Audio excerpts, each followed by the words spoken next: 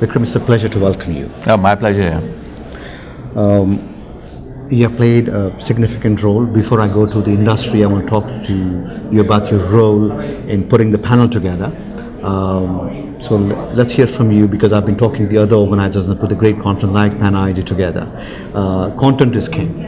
Getting the right content is important. After the right content and the right speakers from industry is important. So let's talk a little bit about the panel and your focus on this particular topic.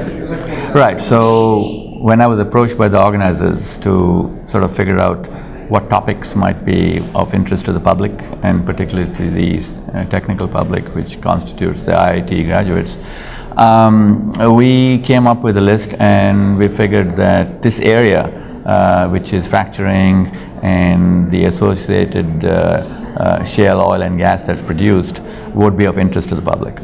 So then that's when we decided to do that. So then, because I was in the business before, it was relatively easy for me to find the right panelists, persuade them to come, and it pretty much worked out. No better person than you to ask about fracking. Now that we are in the energy capital of the world, it's important to learn from people like you why you want to focus on this topic and how it's relevant. Well, the reason why it's relevant is that it's been amazing. Fracturing has enabled, fracking if you will, has enabled oil and gas to be produced that we didn't even know could be produced before.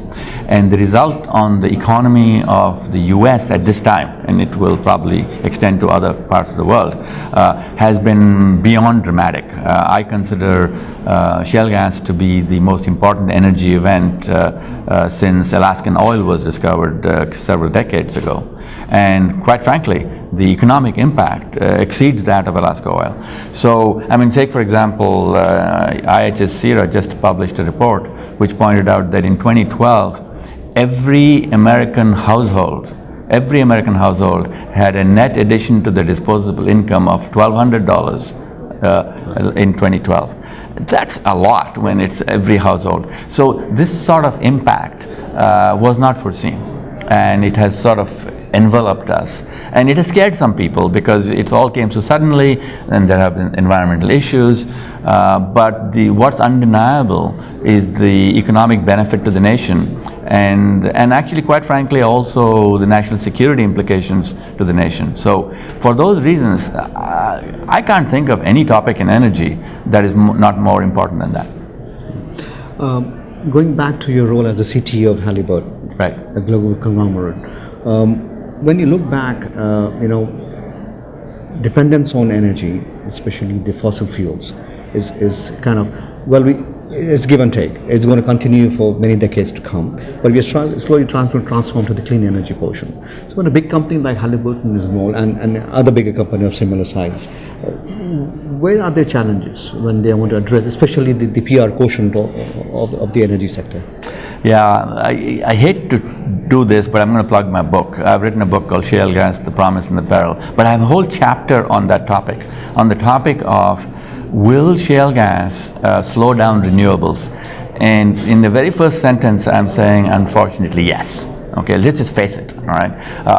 But let's face the good part, because what shale gas is going to enable is going to displace oil, which is much worse for the environment than is gas. Okay, so we'll take the good with the bad, but there is little question that shale gas, being so cheap, will slow down wind and solar electricity production. But on the other side of the coin, it will enable chemicals and fuels to be produced from gas rather than from oil, which makes it much cleaner. But yes, it's undeniable. Shale gas will slow down renewables. When it comes to marketing mix, and this is in general about the oil industry, every few months or few years we keep hearing as consumers that there are problems in some part of the world, okay, when there aren't direct impact to the production or to the distribution or to the marketing of oil. How do they still sustain because of the over-reliance of consumers, you think, because they continue to have enormous revenues and enormous profits, and consumers are the ones who end up paying this. So it's a big pain point for consumers, but there's no choice. Correct. So I'm trying to learn from you, how do big corporations get away with this? Yeah, the reason they get away with it is because oil is a controlled price. It's a cartel that controls the price. So there's no competition for it, because for transportation, for example, it is all about oil. So what is needed is choice. So if you had something that displaced oil and gave choice to the consumer, now you're talking, because so when gas is going to displace oil, and then eventually biomass-based fluids will displace oil, we will change oil from an essential commodity to something that's merely useful. There's a wonderful book by Anne Coren called Turning Oil into Salt. In the old days, salt was a strategic commodity. People fought wars over salt. People paid in salt. The word salary comes from salt. But after canning happened and then refrigeration happened, salt became merely useful, not strategic. Many of us believe that is the way oil is headed, and gas will enable that, and eventually biofuels will enable that. It's the only way the consumer will be able to get some power in their own hands to get the price down for fuels. So gas is going to be the future, but if I ask you for an estimation, you look at it as the next 2 decades? Oh, I think that I'm going to step out there and tell you that within 1 decade, 10 years, we will see a material impact on the price of oil. In fact, I see the price of oil stabilizing, and out in 15 years, I see the cartel being seriously weakened. And those are very low numbers. So I'm stepping out there, but I'm in print on that. And a lot will depend upon whether there is also shale gas in other countries, which there is, but a lot will depend upon whether it gets exploited. See, other countries have a problem. The citizens don't own the mineral rights in most of the countries. US is unique in that respect. So the government, in order to make sure shale gas is developed, is going to have to be smart about it.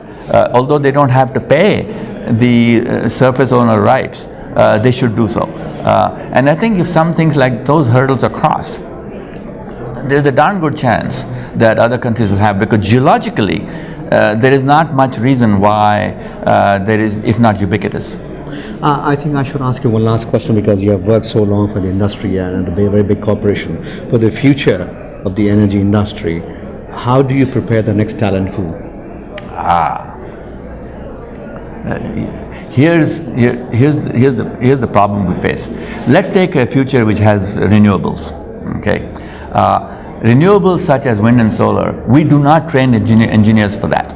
Okay, if a wind guy wants to go and hire someone, they have to hire a mechanical engineer, electrical engineer who really know nothing about wind-related engineering. So what is needed is that every engineering school should have a curriculum, a minor in it, not a major, in energy engineering. And then the students should be permitted, by the way, I'm speaking eloquently on this because I'm making this happen somewhere. Students should be permitted to take concentration in solar or in wind or in biofuels or something, not in everything. The other really important thing, these engineering students should be required to take social science courses, and real ones, okay, where they understand the societal context. Because, we techies tend to say if they build it, they will come. They don't. Okay, so figuring out how to make it happen requires social science, and engineers tend to not get much social science in their curriculum. They need it. Thank you very much. You're welcome.